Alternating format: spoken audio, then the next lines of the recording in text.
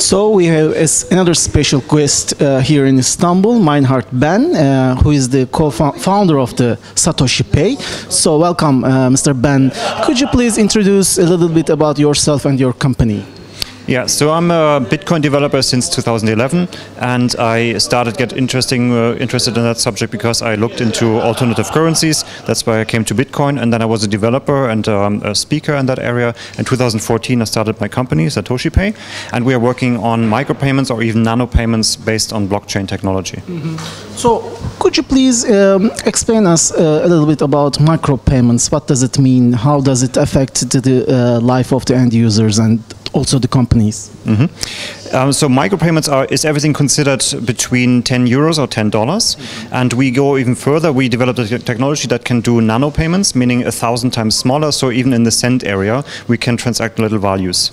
So I mean, you have this value transfer on the web, for example, all the time. Like you look at an ad and you get a free service, and sometimes you don't want the ad, so you need an alternative way to pay. So micropayments are one way of having this value transfer.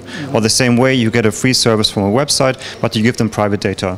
And there's no actual currency transfer, but we want to make that possible, that all these micro value transactions in this attention economy are also mapped to actual money transactions. So how do you see the future of the micropayments and this industry?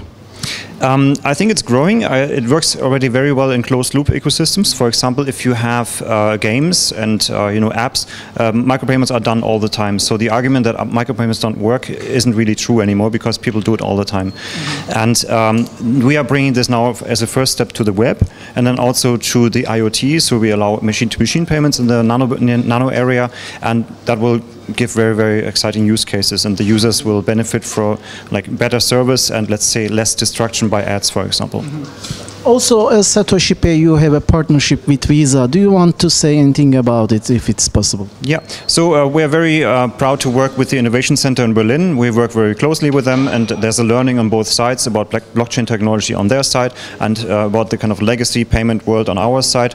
And the outcomes of that will also come into our products. For example, that we can accept other payment methods than, for example, currently only Bitcoin. So thank you very much for your time and for your answers. You're welcome.